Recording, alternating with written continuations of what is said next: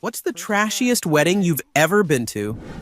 I went to a wedding that my wife and I said would not last more than 2 years. The wedding was in the backyard of the bride's house. They had all the chairs and wedding arch set up outside. They set up a plastic tarp running down the aisle to walk on. Just before the wedding started, dark clouds appeared. It should have been a sign to move the wedding inside, but they invited too many people to the damn thing. Just as they started the wedding, it began to rain lightly. The father of the bride was walking the bride down the lane and slipped on the wet tarp, falling on his back. The bride was now at the front, and it was raining harder. People started to cover up with whatever they had. Some people even started to get up. The bride turned around and said to all, "This is my wedding. No one is going to ruin it. You better all friggin' sit your A down." We all sat back down and the wedding resumed. It was now raining pretty hard. The grass was turning into mud. A few ladies in the crowd, and the bridesmaids, had makeup running down their faces. My wife had taken my jacket as a cover from the rain. They finished the vows and kissed, and then everyone ran to the house and garage to get out of the rain. Oh, remember how I said the grass had turned to mud?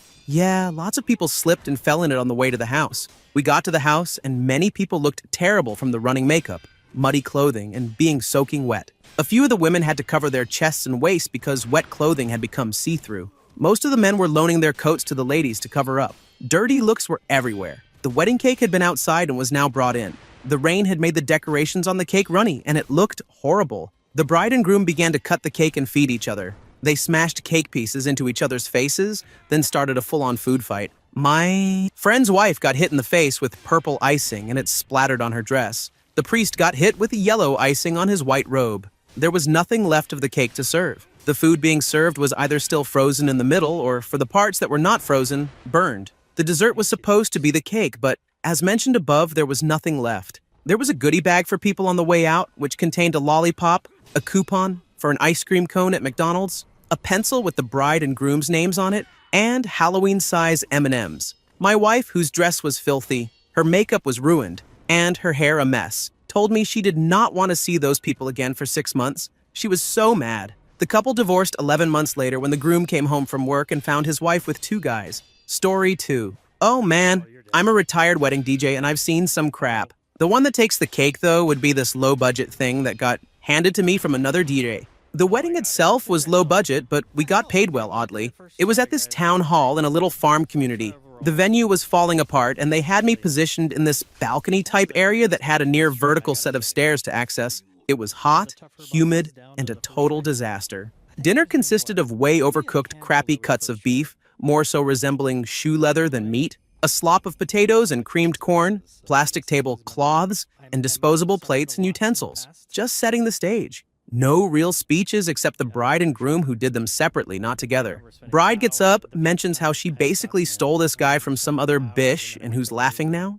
My jaw was almost on the floor. Groom gets up and says, and I quote, "So I guess I have to make a speech. I laid out some lines before I got up here, but they're up my nose now, so I guess that's about all I got." He left the stage with his hands up like he was a world champ of something. Half the crowd was going nuts, the other half in disbelief. A beer bong showed up. The bride had a bottle of vodka poured on her, then licked up by any guy. One of the bridesmaids got blasted in the loft where I was set up by someone other than her husband and show boyfriend, and I'm pretty sure had a train run on her later that night.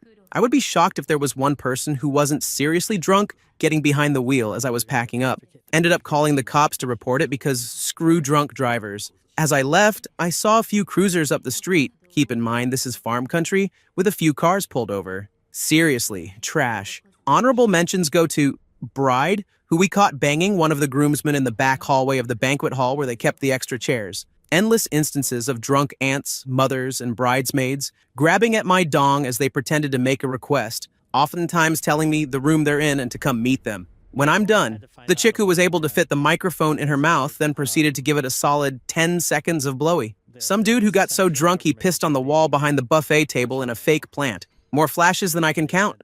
Drunk old men hitting on bridesmaids. Drunk old women hitting on groomsmen. List goes on. Story 3. Went to my friend's cousin's wedding as his date. Everything went okay until the preacher opened his mouth. I knew beforehand that the church was Baptist, deep Southern Baptist church, but hey, free cake and a reason to wear a cute dress. I tuned most of his ramblings out until I heard the word S. I perked up because, really? Did I just hear S come from this old dude's mouth? Yeah, I did. He went on to say things like, "Y'all better not have had S already. That's a sin." And, A woman is to be submissive to her husband in all things, even in the bedroom. I kind of looked at my friend like, what the heck is going on? There were literally children here, and the bride and groom both looked very uncomfortable. They were both shy people. Still not the worst. The preacher then nudges the groom and says something like, bet you guys are going to get started on that baby right after the reception. The bride looked absolutely mortified, her blush running all the way down to her chest. There were some other parts where he mentioned S and what the Bible says about it, and it was all very awkward. Also, it didn't help that the pastor was this old, wrinkled dude with a long, slow southern drawl. On the way to the reception, I asked my friend why they chose that preacher, since it didn't seem like the couple knew half of what he was going to talk about. The preacher was the groom's father. Story 4. The first wedding of a college roommate was pretty trashy in my opinion. Background info, the bride was really young. I think she had just turned 18 a few days before the wedding. They fought over their vows. For months before this wedding, he wanted to make up their own. She wanted prefab. You wouldn't believe how heated this argument got night after night. My date and I got to the church with barely a minute to spare. We were ushered in by someone's flustered family member who clearly didn't appreciate that we were walking in as the ceremony was about to start. The first thing I noticed, no real church music was playing. It was all Kenny G. I groaned and rolled my eyes because my roommate thinks Kenny G is high-class music. I saw my friends and took a seat. The very first thing whispered to me was, I wonder who won. We all laughed. The procession of grandparents began. This was the longest procession I've ever sat through.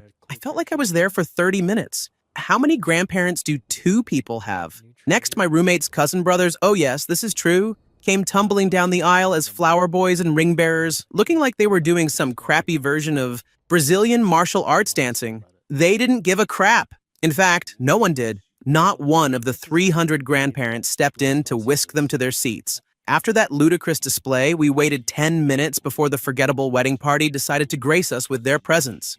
Don't forget, this entire time, the same 10-hour Kenny G song was playing, or maybe it was a bunch of different Kenny G songs. Who can tell? The entire wedding party made it to the front. We waited, and we waited, and waited, and waited, listening to Kenny G. A toothless redneck on the bride's side stood up and yelled, "She ain't coming! Hey, everybody, she ain't coming!"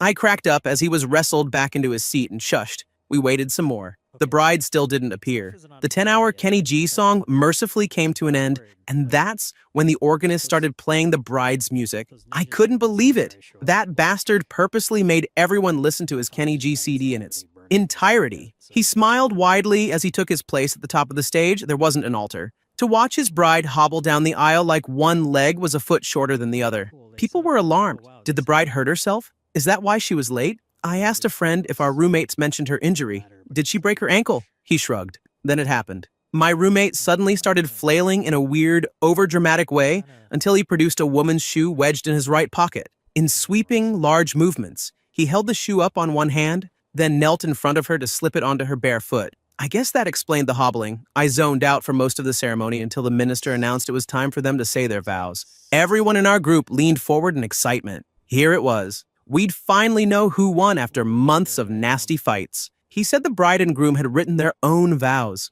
Ooh, my roommate proceeded with a rambling monologue. That put Jimmy Valmer's 12 Days of Christmas to shame. The minister turned to the bride, who loudly said she forgot her vows. Everyone in our group gave some silent oohs. My roommate couldn't hide how pissed off he was. He glared at her the entire time she said her vows to him. The minister finished and told my roommate he could kiss the bride. Despite being angry, he started with his hilarious theatrics again. To prepare for the big kiss, he fully extended both arms with his right hand on the bride's cheek and his left arm slightly raised behind him. He held this pose for a few seconds, then grabbed her waist and pulled her in for a Hollywood-style dip. Some guests oohed and awed. I lost it. My date tried to elbow me for rudeness, but then the Kenny G exit music triggered even more laughter. There was a 1 to 2 hour break between the ceremony and the reception, which took place in a dingy Elks Lodge basement while bingo was being held upstairs. There were tiny little plastic high heels on the tables filled with mints and a few Disney Cinderella figures scattered about. The bride and groom were an hour late. My roommate excitedly whispered to us that they were late because they had banged in the limo. She was 18 and legal now. By that time, every single plastic shoe was empty. People were even searching empty tables for unattended mints. The bridesmaids ushered the bride to the middle of the tiny dance floor to pin up the back of her dress. As they billowed it to straighten everything out, the back of the dress flipped up too high, giving everyone a full view of the bride's bare A. A bunch of dudes gave my roommate the thumbs up while a gaggle of them formed behind her, waiting for it to happen again. While that was going on, people started putting out the food. I sauntered over to see the spread, a couple of trays of crackers, 2 trays with cheese and those tiny, gross pickles, and 3 huge dishes of canned beanie weenie. I had forgotten that he said he wanted beanie weenie served at his reception. I grabbed my date and headed toward the door. I wish I had stayed for the rest of the show, but my stomach couldn't take it anymore. My friend said there were 2 fights in the parking lot and a few drunken scuffles with other inhabitants of the Elks Lodge because their guests kept raiding the upstairs game. The fighting went on all night. They divorced 2 years later. Story 5. My cousin's wedding was glorious. It took place at a park in Michigan in August. So it was right around 100 degrees and like 80% humidity. Screaming hot. And the air was like breathing soup. Of course, the guests had uncovered metal folding chairs to sit on. It was an afternoon wedding. The bridesmaids wore navy blue velour mini dresses and sparkly silver dancer heels. If you don't know, velour is like a heavy velvet-type fabric, and thin shoe heels are really hard to walk in on grass because they sink in. The groom, Billy the Stump, was standing at the archway with his sunglasses on and his hands in his pockets, rocking back and forth on his heels. The officiant had a word with the best man, who yanked Billy's hands out of his pockets, took his sunglasses off, and told him to stand up straight. The guy in charge of hitting play on the boombox was taking advantage of the beer cooler, Michelob Light, the official beer of classy weddings. They didn't do any sort of fabric for the aisle, just 4 lines of red spray paint in a rectangle. When my cousin started down the aisle, she wasn't wearing a dress so much as a shirt and a skirt,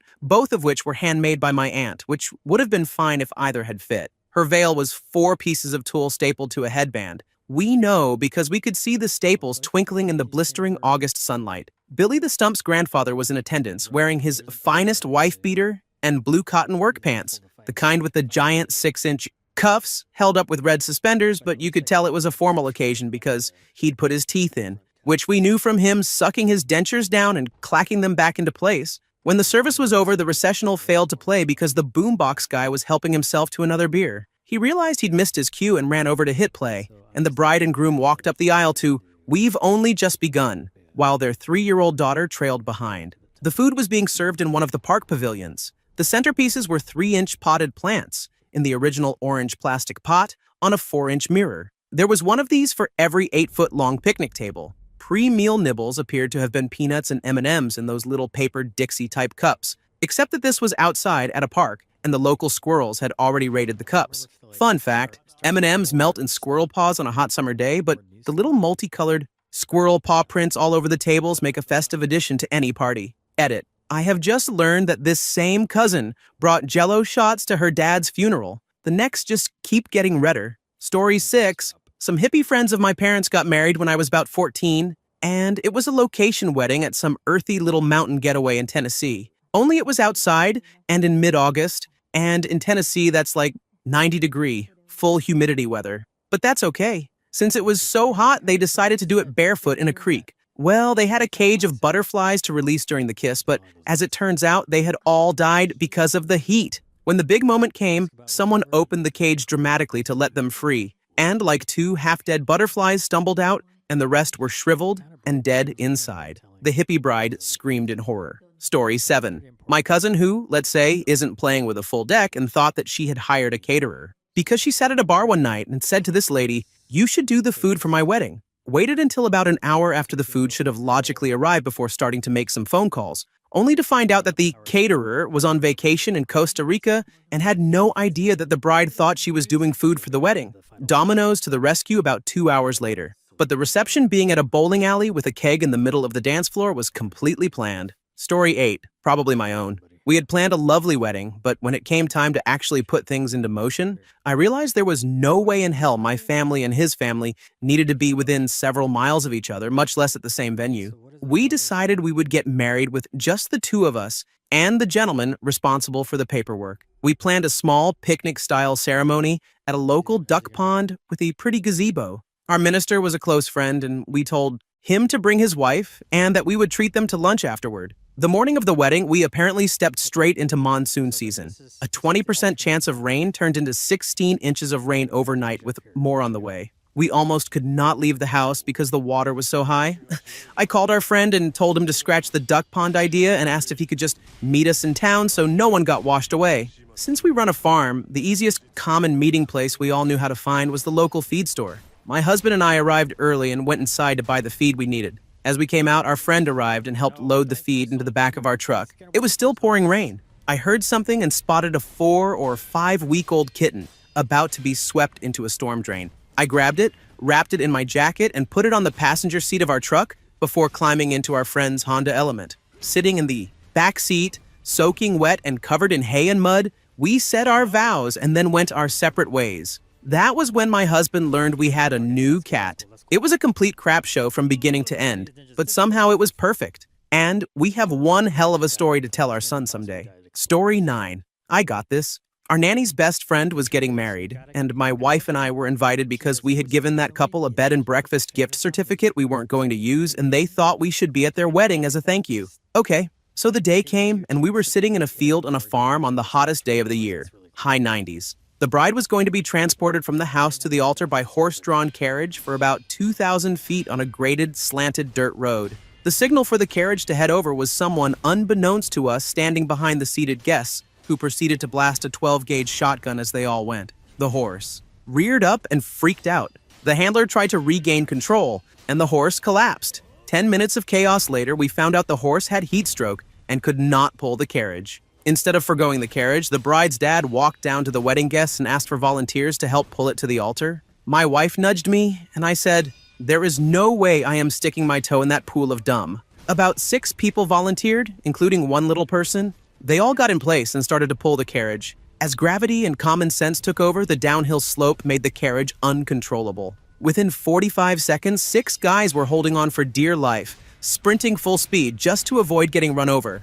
At one point, the little person was not even touching the ground, but his legs were still in running motion. I will never forget that visual. The carriage came flying down the road, hit the grooves in the dirt, and rolled right into the hay field, stopping about 20 feet from the altar. It was quite literally the funniest thing I had ever seen. Then, to put the icing on the cake, the reception was a non-alcoholic event because the groom's family was super religious, and it was a potluck dinner. We had paid for their cake as our contribution. My wife, being the saint she is, spent $600 on it. The groom, however, pushed the bride's face into it like an 8th grader, giving a 6th grader a swirly in a bathroom stall, destroying the whole thing. Not one piece was served. Oh, but how a store-brand cola can hit the spot when a nice 7 and 7 on a hot summer's day would have been perfect. Total crap show. Story 10. I worked at a very high-end golf club in Seattle that regularly hosted expensive weddings. This Samoan wedding is probably my favorite. All the groomsmen were wearing lime green vests with matching lime green snapbacks.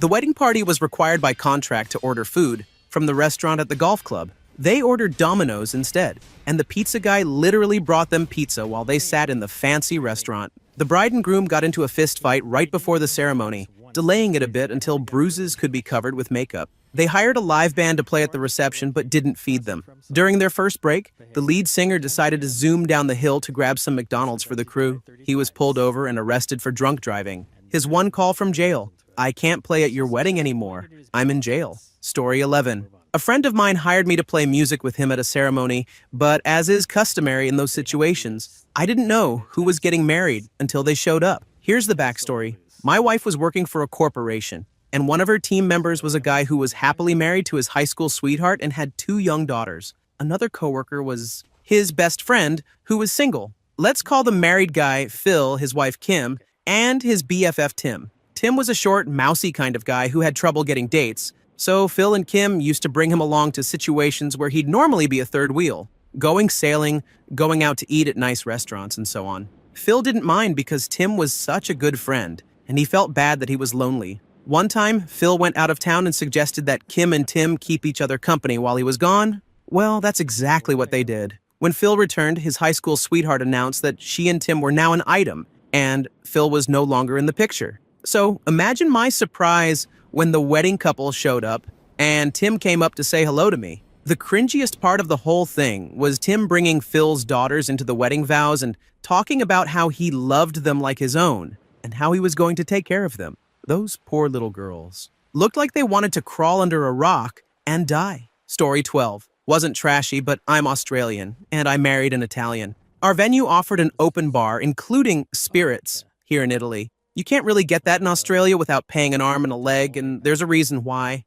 They were not prepared for the Australians. My small army of 20 or so friends drank the equivalent of over 300 people. The venue ran out, and the guy who organized it reckons he made a loss. Until that day, all the Italians thought I was the loudest bitch they had ever seen. Then they learned I am actually the quiet one of the group. Story 13. Hands down the worst wedding I've ever been to. My 20 years older step-cousin married a girl from the grade above me in high school that I vaguely knew but wasn't friends with. The pastor went on a 10-minute sermon in the middle of the wedding ceremony about divorce. This was doubly awkward because there were 9 parents present due to multiple parental divorces on both sides. The reception was in the basement of a bowling alley where the bride and groom liked to get drunk. They forwent a receiving line after the ceremony and promised to have one at the beginning of the reception. They were over half an hour late to their own reception. The receiving line never happened, and they never visited with their guests. The entire bridal party showed up at the reception absolutely trashed and only proceeded to get more drunk. It was freezing cold in the reception hall. Most of the guests were over the age of 45, so of course they proceeded to play hardcore rock at painful volume that prevented all conversation. The wedding cake was cheesecake with frosting on it.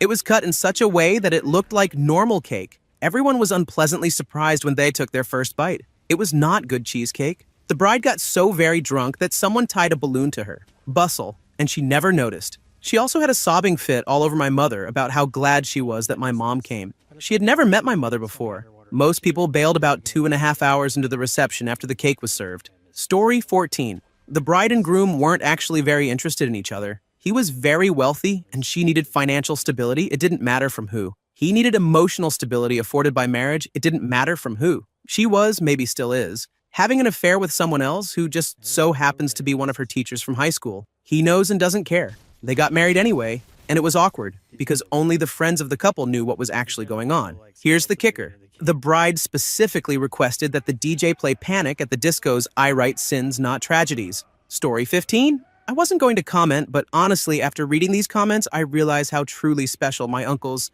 redneck wedding was. Some notable things about the redneck wedding. To host the wedding in my uncle's backyard, they had to spend about an hour that morning, though the wedding was planned for months, moving rusted-out car parts out of the way. And by out of the way, I mean from the backyard to the front yard and then covering them with a tarp. The entire backyard was dotted with massive patches of dead grass now, but nobody seemed to mind. A yard sale was happening next door simultaneously, which many of the guests made purchases at, including myself. $4 lava lamp. Couldn't resist. The inside of the house was so disastrous, none of the adult guests set foot in it. I and some of the other younger guests made a game of seeing who could tolerate the stench inside the house longest. Nobody lasted a full minute. There was literally garbage covering every surface with paths cut through the trash for movement. The garbage was so high it reached the bottom of the Christmas tree, which was still up in July. Predicting the state of the house, one of the guests' donations to the potluck-style wedding dinner was a porta potty. God is my witness,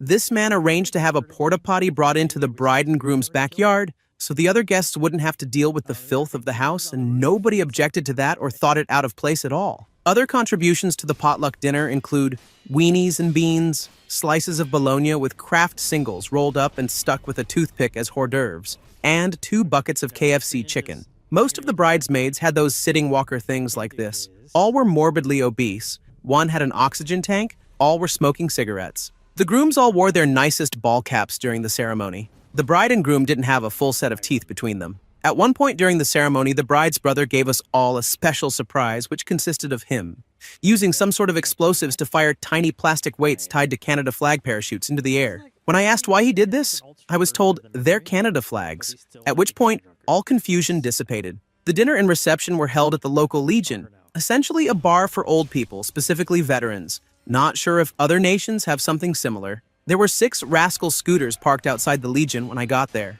The bartender didn't pour drinks. He handed patrons a plastic cup with liquor in it and pointed them at the pop dispenser, also putting any change from drink orders directly into his tip jar. Honestly, there was a bunch more weird crap from that wedding. This is just the stuff off the top of my head. I've been to some very nice redneck weddings, but this was not one of them. Story 16. I wouldn't call him a friend, but a guy I knew for a long time was always a shut-in and a pathological liar. He would lie about anything and everything, from having his own apartment 2 cities over to his dad giving him a $100,000 on his 20th birthday. Everyone knew he was a liar, but we just sort of ignored it. He had his normal days where he was tolerable. Anyway, he came out to the bars with us, which was rare, one night, and ended up hooking up with this bat crap crazy girl who was sitting out on the bar's balcony by herself. She got hammered and came inside where we were playing pool and started barfing everywhere. Long story short, he got her pregnant and decided to marry her. His parents were wealthy and pretty upset with the ordeal because this chick was completely off her rocker. They paid for the wedding anyway, and it went as follows. Front yard of a trailer with chain-linked fence is where the wedding was. They had a plastic altar. It had just rained, so the ground was like quicksand. They had cheap metal chairs, so fat people everywhere were sinking into the ground. They rented a golden corral chocolate wonderfall that people kept tripping over and turning off, resulting in a big old doo-doo looking mountain. The only bridesmaid was also the DJ with a fully equipped iPad and some $10 computer speakers that were also sinking into the mud. As they walked down the makeshift aisle of swamp tears, they rick-rolled us. There was no alcohol, but his mother was loaded, crying, and utterly defeated the entire day. I think that was about everything. Since then, they had another kid. We bumped into them randomly at a Ren festival where he told me she had went to England for 2 months or so to bang a dude she met online. She told him she was leaving him and wanted nothing to do with the 2 kids, so this was her last time to see them. Since then, they are apparently back together. Her Facebook status is still showing as single, but they live together, so maybe it's working out. Story 17. It was in a public park, which in itself is not an issue at all. The reception was in a small shelter house that was made of cinder brick and was basically a room attached to 2 bathrooms. 2 public park bathrooms with all the atmosphere you'd expect in such a place. The wedding was right outside the latrine shelter house and consisted of the bride's mother ordering us all, while waving her arms like a maniac conductor, to hum "Here Comes the Bride." The reception after was deli sandwiches. Again, on its own, not an issue. With Boone's Farm wine to make toasts. Except if you wanted some, it was $1. Yeah, story 18. A woman friend needed a date for her sister's wedding. Chivalry and all, I go with her.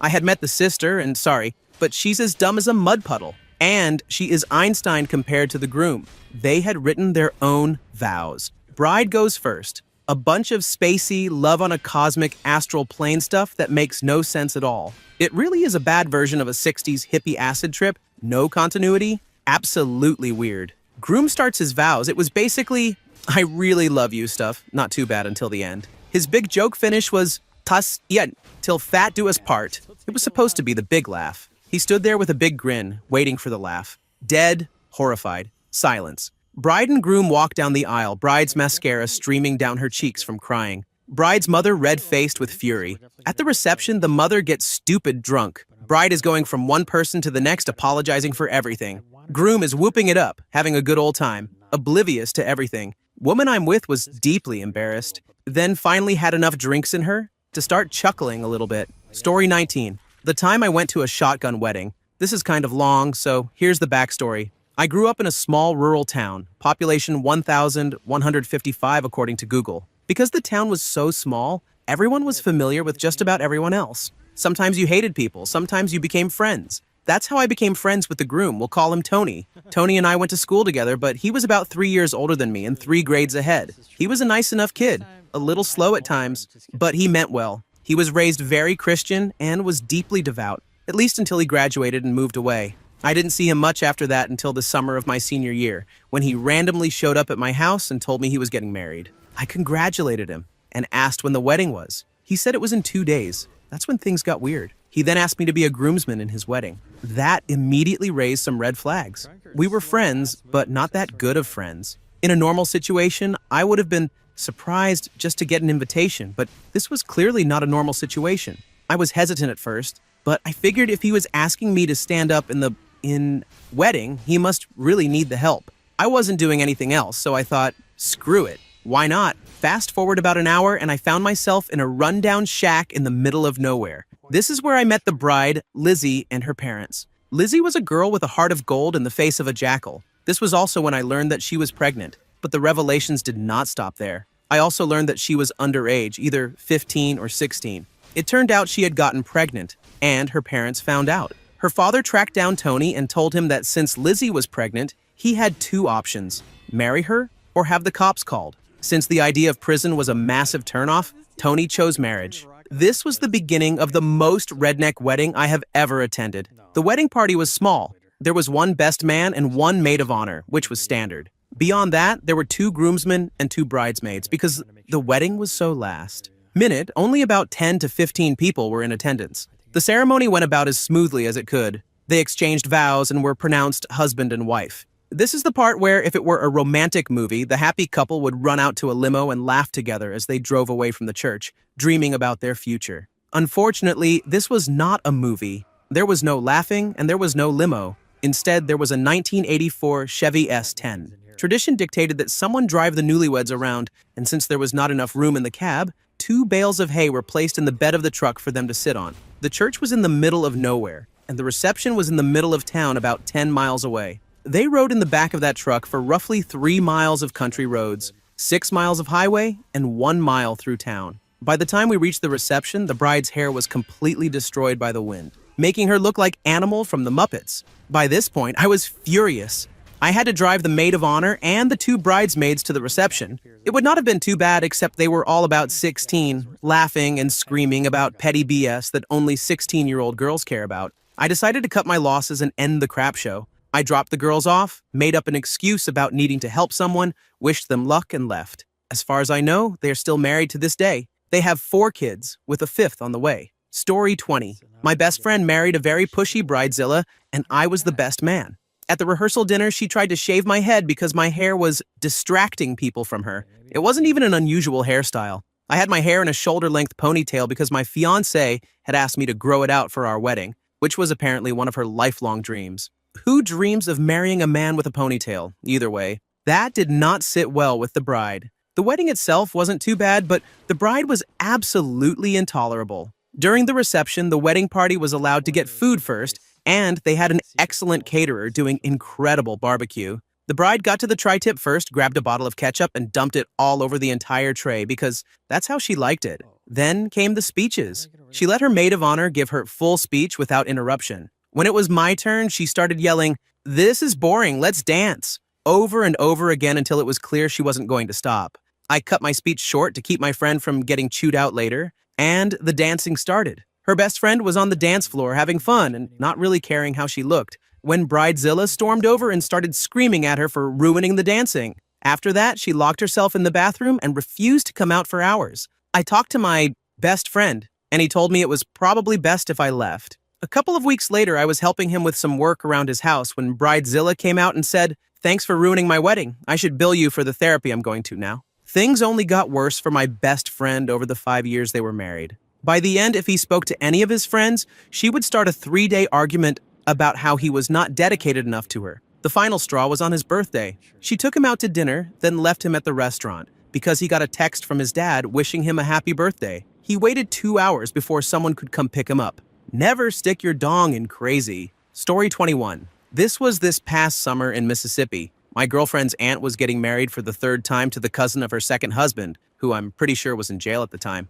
The location was one of those roadside churches you pass by in southern states. We arrived 5 minutes before the event only to find out the bride wasn't there yet and was still getting ready in her hotel room. When she did pull up in her sister's car, she quickly put out her cigarette and rushed into a private room to put her veil on. The wedding then began. It was a small service and lasted about 30 minutes, including 3 separate times where a different country love song, not sure which, would be played over the PA system, and the bride and groom would just stare at each other awkwardly. When the service was finally over, we convened to the church's kitchen for boxes of Walmart fried chicken and Mountain Dew. Story 22. I used to work for a lighting design and production company, and every now and then, a couple would contact us to handle their ceremony or reception. One couple reached out for their reception, and things got weird almost immediately. The first thing the bride requested was for us to project an image of Barney, the purple friggins' dinosaur, on the wall. We obliged and asked her to send over the image she wanted. The day before the wedding, she finally responded with what I can only describe as a 64 by 64 pixel picture of someone's phone,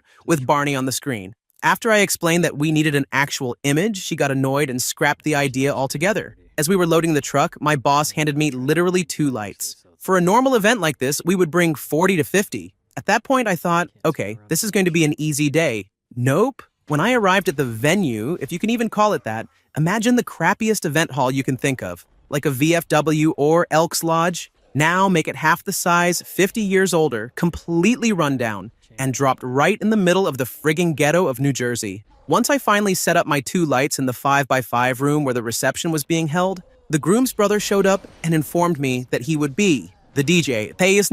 At first I thought, okay, maybe he has proper equipment and knows what he's doing. He did not. He did not know how to set anything up, did not know how to wire it, and did not know the software. Eventually, the party started and the DJ immediately began blasting music at a deafening volume. I hid with my control board as far behind him as I could because I already cannot stand overblown bass-heavy music. But this was a special kind of hell. Even as far away and behind the speakers as possible, my clothes were literally vibrating all night. I felt like I had constant pins and needles from the bass alone. About 2 hours into the 7 p.m. to 1 a.m. reception, another classic sign of a trash wedding, I decided to get a drink. Since we were not allowed to drink on the job, I went for a water, or maybe a cranberry juice, just to pretend and hope the placebo effect would make the night more bearable. That is when I learned it was a cash-only bar, and they had been instructed by the couple to charge the vendors as well. I paid $4 for a glass of straight cranberry juice and retreated back to my station. Eventually, they announced that they were finally going to serve food, despite it being 11 p.m.,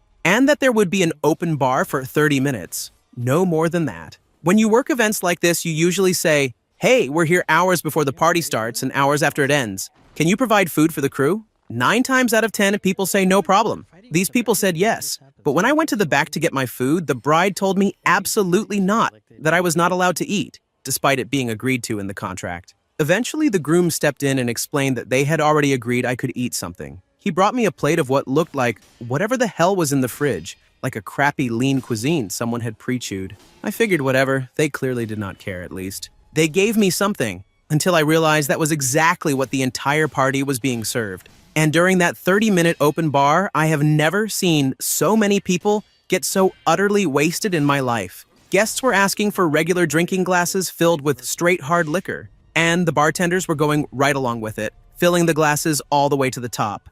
At that point, the entire reception was walking around with 20-ounce pint-style glasses full of cheap vodka, rum, tequila, and whatever other crap liquor they had. The rest of the night played out like any other trashy club wedding. Loud, crappy music for the next couple of hours and sloppy drunk dancing. Finally, 1 a.m. rolled around, and it was over. I gathered up the little bit of equipment I had and started loading it into my truck. When I went back inside to double-check that I hadn't left anything behind, I saw almost the entire party taking turns vomiting on the dance floor, then standing back, up and going right back to talking, absolutely drunk. I have never seen anything like it.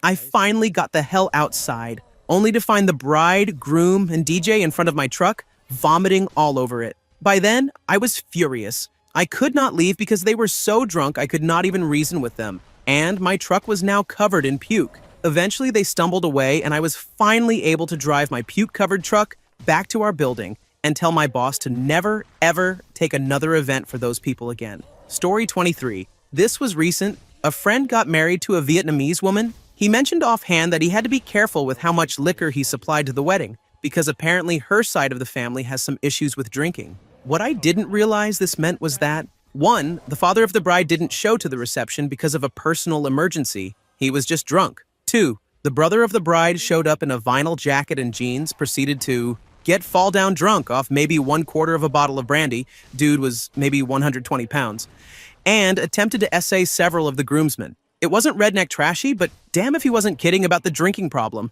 Story 24. My cousin's daughter's wedding, hands down. They had it at a rundown VA hall where the door opened to the street separated by only a sidewalk. That was kept open all night so you could hear cars whizzing by the entire time. There was no catering or food service, it was food people brought in crock pots and stuff. There was no rhyme or reason, and everyone rushed the tables at once, including the bride and groom, outdoor casual picnic style. That wouldn't have been too bad, but there wasn't nearly enough for everyone, so some people got little or nothing. There was no DJ or even a sound system, so my uncle just played music on some tinny portable radio thing.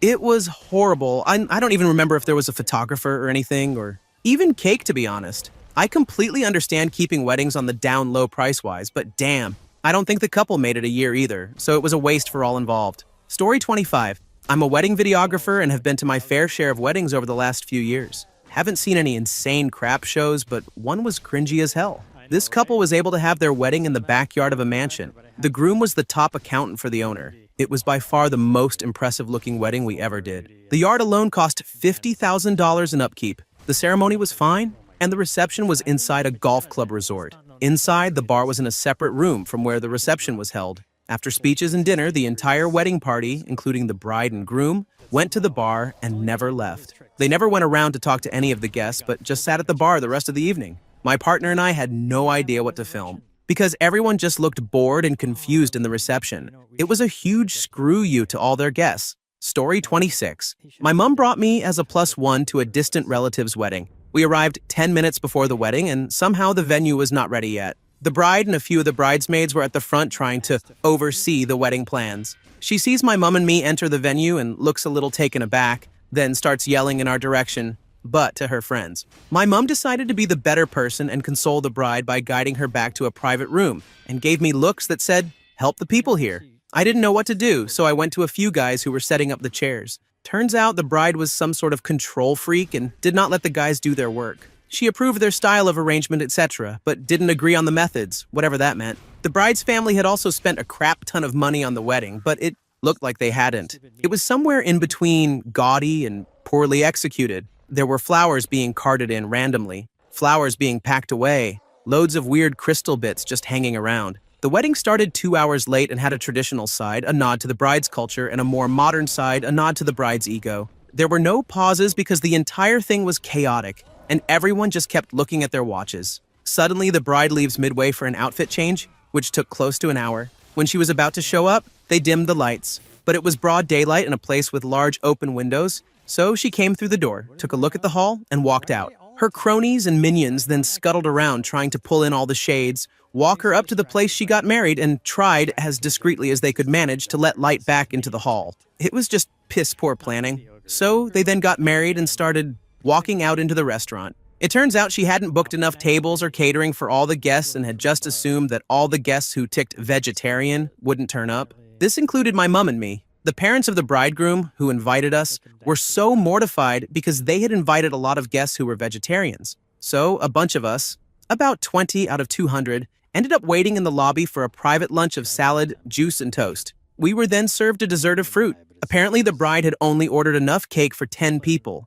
Just the top tiers out of a 9-tier elaborate cake. I kept insisting that we leave, but my mom insisted that she stay until the end because she wanted to give her gift to the groom in private. He was her student, and she was very fond of his parents. We went in to find out that the bride had temporarily paused the wedding, and the whole bridal party was missing. We waited for 45 minutes, but it seemed like they weren't returning. My mom finally got tired of waiting and gave her gift to the bridegroom's parents instead of handing it to the gift table at the corner of the room. As we were leaving, we caught the bride and the bridegroom. It turns out she had another outfit change and was insistent on taking some pictures before going back in for the rest of the festivities. My mom just congratulated them and told them that she had to leave. At this point, the wedding was running about 3 hours behind. The next day, my mom gets a text from an anonymous person asking in terms of the bride and bridegroom if she had attended. They then queried why my mom hadn't left a gift. My mom told them that there must be a mistake and that she had left a gift. This turned into a text battle of sorts, with my mom insisting that she had left a gift,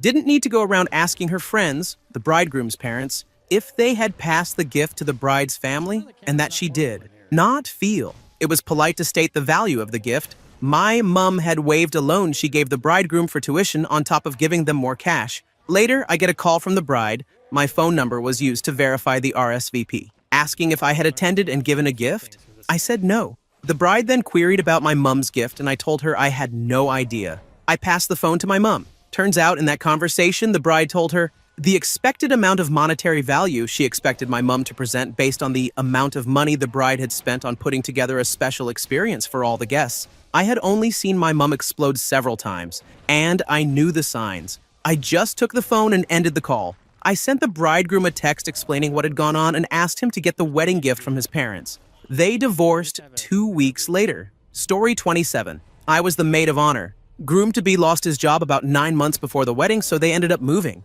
in with his parents. Then they decided to have the whole wedding at his parents' estate, which was over an hour from any named town. Even though my friend had moved well over 3 hours away from me, I still made every attempt to help with decorations, food, planning, etc. My friend brushed off all of my attempts, saying that it was all covered. Day of the wedding arrives. Nobody had bothered to tell any guests coming from a northern direction that a bridge was closed, leading to nearly everyone being around 45 minutes late to both the rehearsal and the wedding. I arrived carrying my approximately $200 dress that the bride had insisted on, to the unwelcome sight of the groom's party wearing jeans, white shirts, one t-shirt, even, work boots, and a pistol. My boyfriend took our food and my clothes inside while I did the whole rehearsing thing, only to come back out looking vaguely sick with my mother in tow. My dad was the preacher for this thing. It turns out that nobody had bothered cleaning the house.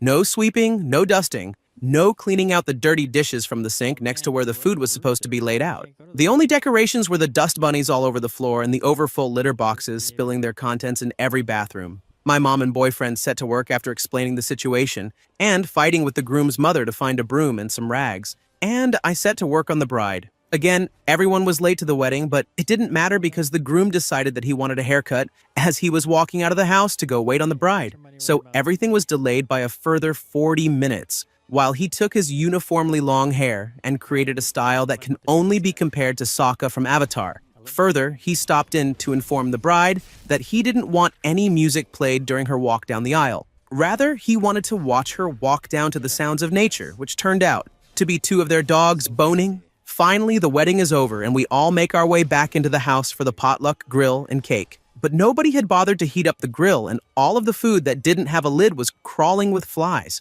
The cake looked like it was dotted with chocolate chips from a distance, which was quite lovely until you realized they were moving. My friend later wondered aloud why nobody had stayed for more than an hour, or why we wouldn't take home any leftovers. Story 28. Small-town Wisconsin wedding. The bride's dress was off-rack, untailored, and showed off all her cheap scratch tattoos. The ceremony itself was a crap show. The flowers were plastic and from the dollar store, and half the groomsmen were either high as a kite or so hungover. They were still drunk from the night before. The reception was in the back room of the local bar, and after the ceremony, the mother of the groom asked me and another one of the groomsmen's girlfriends to go decorate the venue. We had less than an hour to make this dirty, dark room presentable with plastic tablecloths, paper streamers, and glow sticks. The food was Walmart fried chicken, biscuits, and instant mashed potatoes. The bride got smashed, but the groom had to stay sober because he had to drive them to their honeymoon flight, which left at 3 a.m. and was at an airport almost 3 hours away. Story 29. Not exactly trashy, but just odd. My cousin's wedding was held in Maryland. The bride was Catholic, and the wedding was held in her church, so it was longer than most weddings I've been to since I'm not Catholic. Additionally, the bride's uncle was the priest. That becomes relevant later. The wedding itself was fine, but during the service there was a reception for another wedding going on at the same time, in the basement of the same church, complete with DJ'd music. Literally the exact moment that the priest said, "You may kiss the bride," the DJ started playing Roll Out the Barrel. The bride's mother was pissed. She canceled her membership in the church that day, and to this day, about a quarter of a century later, the family is still not on speaking terms with Uncle Priest. Story 30. I didn't go to this wedding. You'll see why in a minute. But one of my coworkers, who I barely knew, invited the whole department to her engagement party. On the invite, they mentioned that weddings are expensive, so they would like cash gifts. That should have been my first clue, but I stuffed $25 into a card and attended. The venue was packed to full capacity, and it was a cash bar. Next, all the women in the department were invited to her wedding shower. I had a conflict that weekend, so I picked a nice but economical towel set from the gift registry and gave that to her at work. Her response? "Oh, how nice. You know, you don't have to get just one thing from the registry." At that point, I was done. When the invitation to the actual wedding rolled around, I was probably more surprised than I should have been. At the bottom of the invite, there was a note that said there would be a $60 cover charge for each guest. I immediately RSVP'd no, and apparently so did a lot of the invited guests. According to one saintly coworker who was actually friends with the bride, the happy couple dropped the cover charge idea after receiving very strong backlash from their families. Instead, they created another registry and picked really expensive items with the intention of returning them for cash later. Story 31. I was going to reply to a comment about a redneck wedding I officiated, but I realized that the amount of details I have might be better off as its own post. I marry people as a hobby. I don't charge, I just accept donations. Obviously, I've done a handful of weird or normal weddings for family, friends, and strangers that those people know. But this particular wedding, the bride and groom had a camo dress and camp. Tux, respectively, with black trim.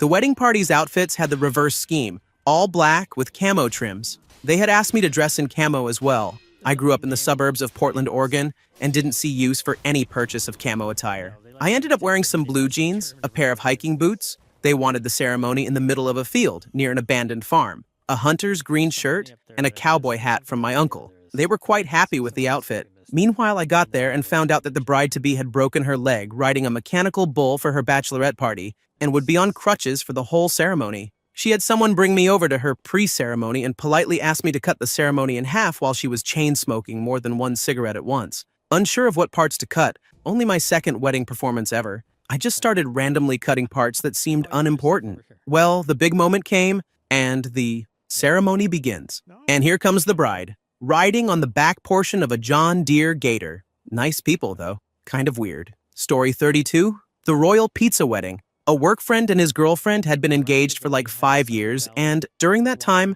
couldn't manage to save up $1,400 between the two of them to have their dream wedding at a local medieval times-type place with a pizza buffet on a Wednesday morning, which they constantly referred to as the royal wedding without a hint of irony. Eventually, as it began to look like they just might have $1,400 together, the bride's father stepped in and said he'd pay for them to do literally anything else. He was against the marriage, but also didn't want the pizza buffet. So they planned a wedding in a church neither attended, with the reception at the bride's dad's house. Total bridezilla. I somehow ended up in the bridal party, despite the fact that she hated me, only because she had literally no other friends. We went to David's bridal, where she screamed at the woman working there about how she had $100 to spend, and they better treat her with some respect. The woman came back with a dress that would be just right, and was actually like 5 sizes too big. Ultimate passive-aggressive move. It was awesome. So, 100 other meltdowns later, we were at the rehearsal dinner at a local discount pizza buffet place because apparently that was a deal breaker. The night was tense as both families clearly thought the other was trash.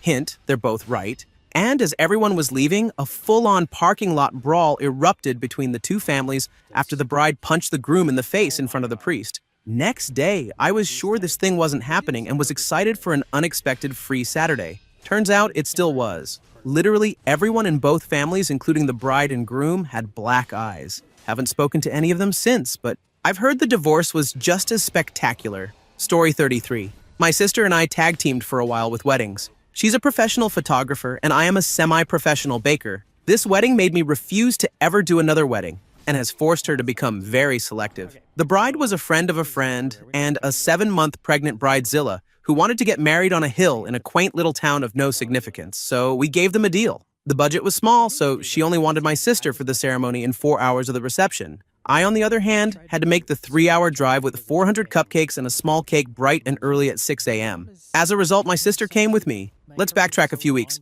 I had advised the bride that the white chocolate angel food cake with a very specific brand of raspberry jam filling she wanted would not be stable enough to hold the heavy porcelain angel cake toppers, which looked like they came straight out of her grandma's figurine collection. I was advised to shut the FO up and make what I was being paid to make. The cupcakes had to be iced in their favorite football team colors of black and yellow because everyone wants a lovely black-toothed smile at a wedding. The invitations had the reception listed at a hotel. I'd been trying to confirm this location for weeks with the wedding party, but never got a straight answer. We arrived at the hotel, which was more of a colonial inn. The hotel had no idea what the deal was with the reception, but assured me the bridal party was upstairs and I could go find them. My sister and I found a room no bigger than about 6 by 6 feet, stuffed with 8 bridesmaids, a makeup artist, a hairdresser, the mothers of the bride and groom, the bride, 2 flower girls, and about 4 other random family members. It felt like entering hell. It was so hot. The bride began to snap at my sister for being late,